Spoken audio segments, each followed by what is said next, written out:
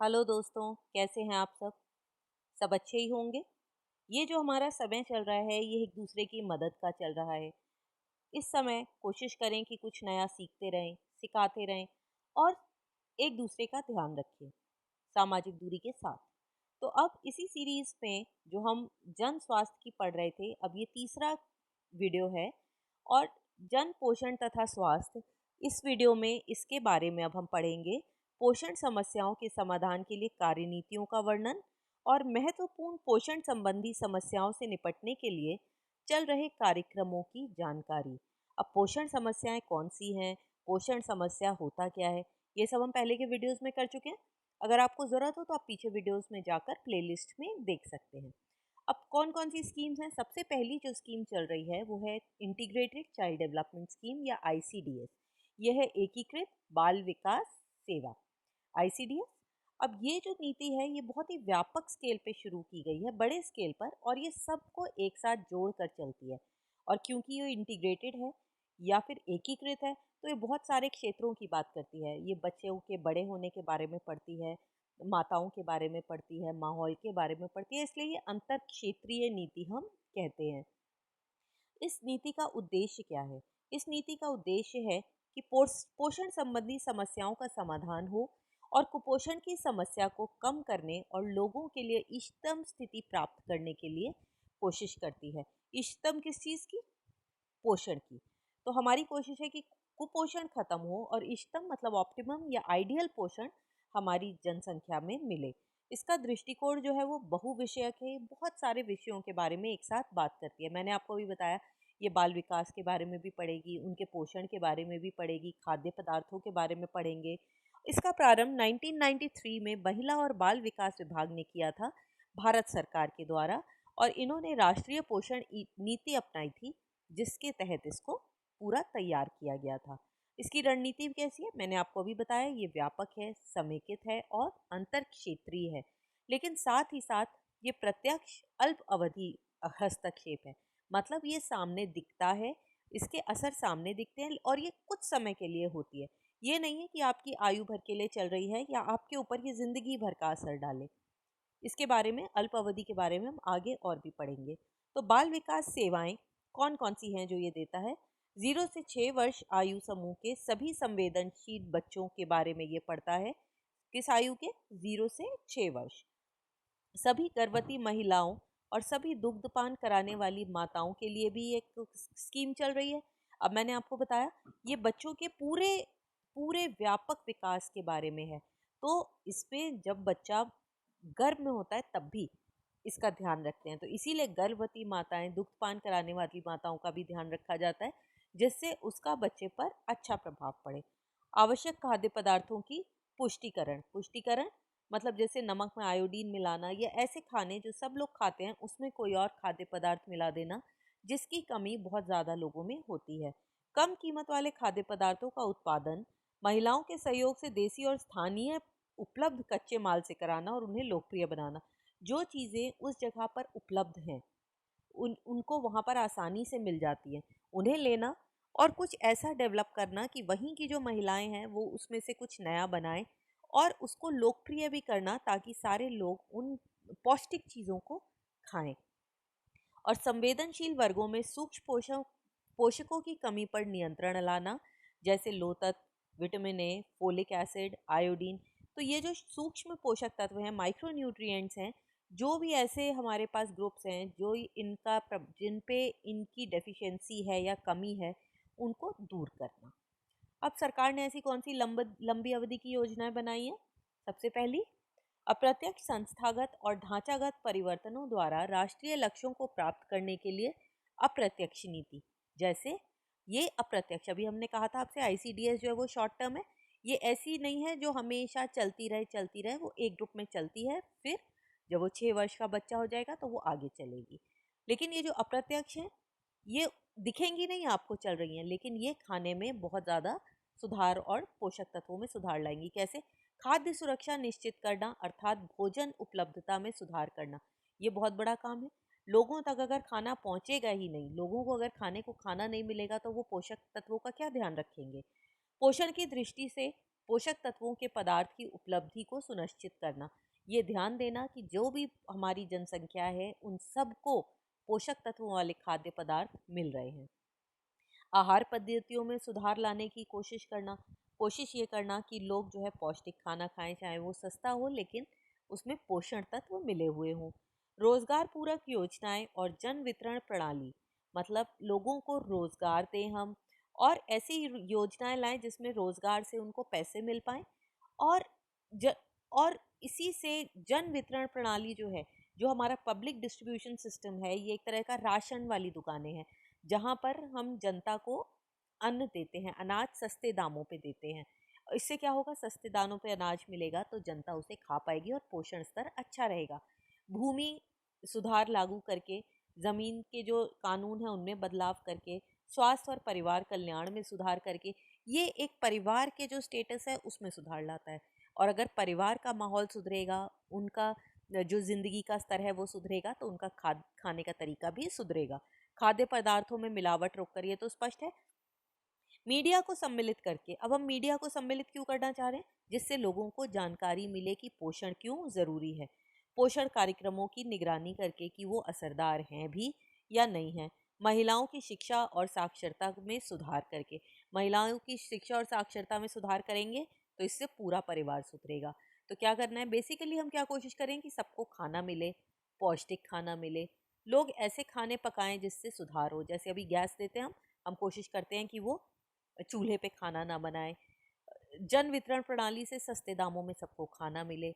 जो land laws हैं उनमें सुधार हो और परिवार कल्याण में सुधार हो। मीडिया जो है इस बारे में लोगों को जानकारी दे कि ये कितना ज़रूरी है। और समाज की भागीदारी से ग्रामीण और शहरी गरीबों में, गरीबी को कम करना सबसे बड़ी समस्या है। गरीबी गरीबी कम करना बहुत ज़्यादा ज़रूरी है। अब हम देखते हैं कि सरकार कौन कौन सी नीतियां ला रही है। सरकार दो लेवल की नीतियां लाई है। सबसे पहली है चिकित्सीय नीति और दूसरी है भोजन आधारित नीति। अब आप मुझे बताओ, चिकित्सा को आप प्रेफर करोगे या भोजन आधारित को? हमारी कोशिश तो यही होनी चाहिए कि चिकित्सा बाद में आए, पहले हम भोजन पे जाएं और बाद में चिकित्सा पर। तो चिकित्सा में क्या होता है, पोषण जो है वो पूरक होता है। हम कोशिश ये करते हैं कि हम लोगों के बारे में स्टडी करते हैं और उसके बाद देखते हैं उनमें किस चीज़ की कमी है, और कमी पूरा करने के लिए डॉक्टरी उपचार द्वारा रोकथाम करते हैं।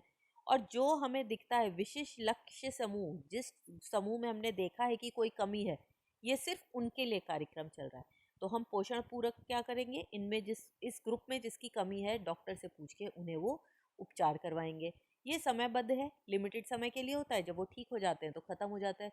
और दीर्घ उपयोगिता, ये जो है दीर्घ उपयोगिता, लंबे समय तक उपयोगिता होती है, लेकिन ये महंगा होता है, दवाइयाँ देनी पड़ती हैं, लोगों को स्टडी करना पड़ता है और कार्य क्षेत्र सीमित है। हमने जिस ग्रुप को स्टडी किया है, ये स्कीम बस वहीं पर चलेगी। भोजन आधारित, ये भी दो तरह की है। पहली है पुष्टिकरण और दूसरा है आहार विविधता। ये आपकी बुक का ही चार्ट है। पुष्टिकरण और आहार विविधता। पुष्टिकरण में क्या होता है, भोजन को पोषक तत्वों द्वारा पुष्ट करना। जैसे नमक में मैंने आपको बताया आयोडीन है। अगर आप ब्रेड में भी देखोगे उसमें भी कई बार लिखा हुआ मिलेगा आपको विटामिन से फोर्टिफाइड। या आप केलॉग्स वगैरह देखो, उसमें भी लिखा होता है कि इसमें लोहा उन्होंने डाला है या नहीं मुझे नहीं पता, लेकिन उसमें लिखा होता है कई बार। तो ये हो गया पुष्टिकरण। अब ये क्यों होता है, रोकथाम, ताकि वो कमी जो है पोषक तत्वों की वो ना हो। और ये सार्वभौमिक है, ये सबके लिए है। जैसे हमने ऊपर देखा था चिकित्सीय जो आधारित थी, वो कुछ लोगों के लिए था और ये सबके लिए है। ये बहुत अधिक मूल्य प्रभाव है और ये भी दीर्घ उपयोगी है। मूल्य प्रभाव क्यों, क्योंकि ये बहुत सारे लोगों पर असर कर रहा है। अब इसमें क्या है, लेकिन खाद्य उद्योगों की भागीदारी की भी आवश्यकता होती है। और ये भी स्टडी करना पड़ता है कि लोगों में किस चीज़ की कमी है और लोगों को जागरूक करना पड़ता है।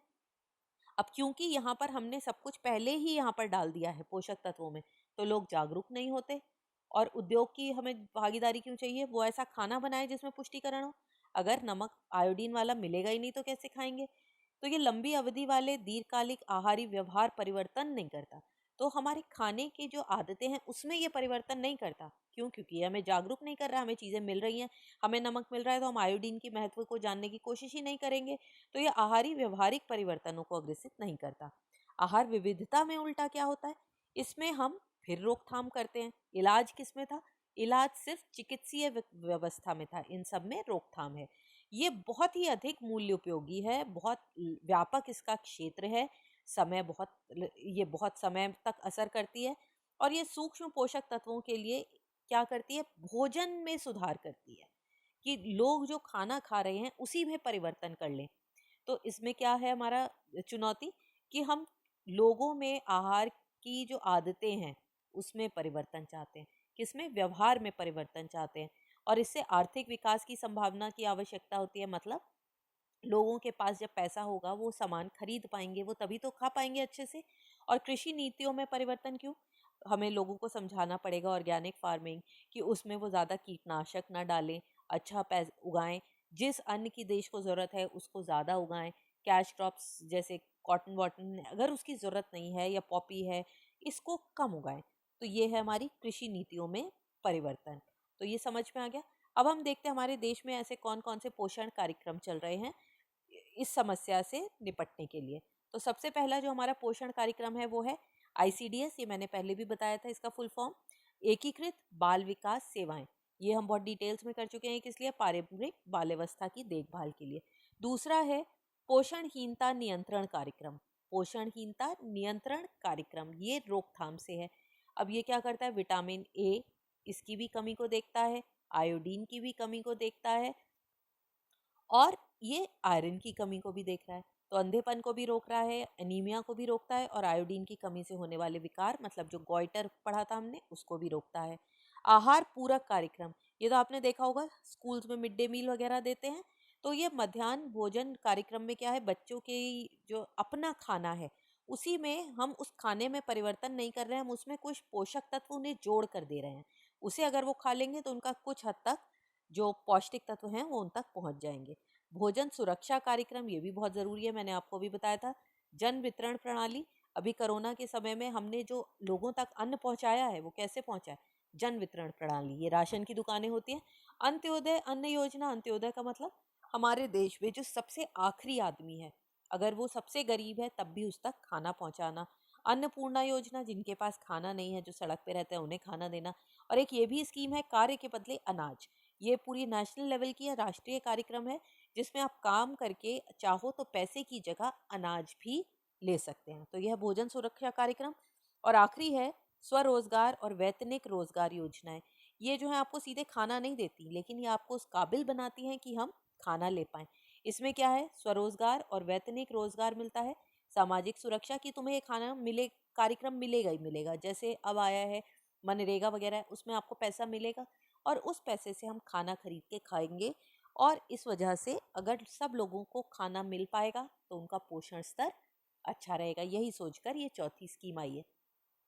अब हमारे देश में जो स्वास्थ्य देखभाल है वो 3 लेवल पर है, 3 चरणों में की जाती है। पहले आप देखो प्राथमिक स्तर। प्राथमिक स्तर का मतलब हमारे आसपास में जो बिल्कुल हमारे करीब हमारे समुदाय में जो स्वास्थ्य केंद्र होते हैं, जैसे डिस्पेंसरीज वगैरह होती हैं, तो ये प्राथमिक स्वास्थ्य केंद्र जो है इसका इलाज वहाँ पर होता है। तो ये सबसे पहला स्तर हो गया। अगर प्राथमिक स्वास्थ्य केंद्रों पर इलाज नहीं हो पा रहा है तो हम कहाँ जाएंगे? हम द्वितीय स्तर पर जाएंगे। ये हो गया आपका जिला स्तर पर। अगर यहाँ पर समस्या नहीं होती, अधिक अधिक जटिल होती है, तो हम कहाँ जाएंगे? जिला अस्पतालों और सामुदायिक स्वास्थ्य केंद्रों पर जाएंगे। अगर मान लो यहाँ भी हमारी बीमारी का हल नहीं निकलता, तब हम कहाँ जाएंगे? हम स्वास्थ्य देखभाल के लिए उच्चतम स्तर पर जाएंगे।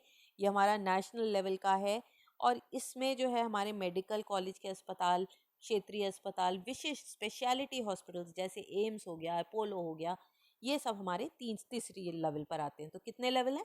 पहला जो बिल्कुल हमारे पड़ोस में है, दूसरा जिला स्तर पर है और तीसरा राष्ट्र स्तर पर या राज्य स्तर पर है। हमें ये याद रखना चाहिए कि स्वास्थ्य हमारा एक अधिकार है, हम इसे मांग नहीं रहे हैं, ये हमारा अधिकार है, हमें मिलना चाहिए। और सरकार का एक कर्तव्य है, दायित्व है कि वो हमें अच्छी स्वास्थ्य देखभाल उपलब्ध कराए।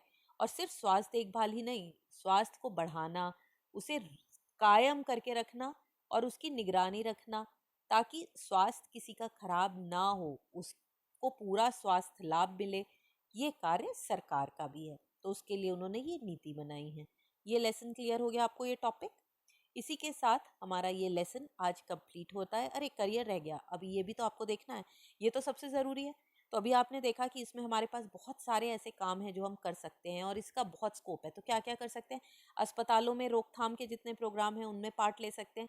आईसीडीएस हमने पढ़ा है, उसकी स्कीम्स, उसका डिस्ट्रिक्ट लेवल भी होता है, राज्य के स्तर पर भी होता है, देश के स्तर पर भी होता है, हम उसमें भाग ले सकते हैं। परामर्शदाता, अपना काउंसलर बन सकते हैं, लोगों को सलाह दे सकते हैं, नीतियां बनाने में सरकार की मदद कर सकते हैं।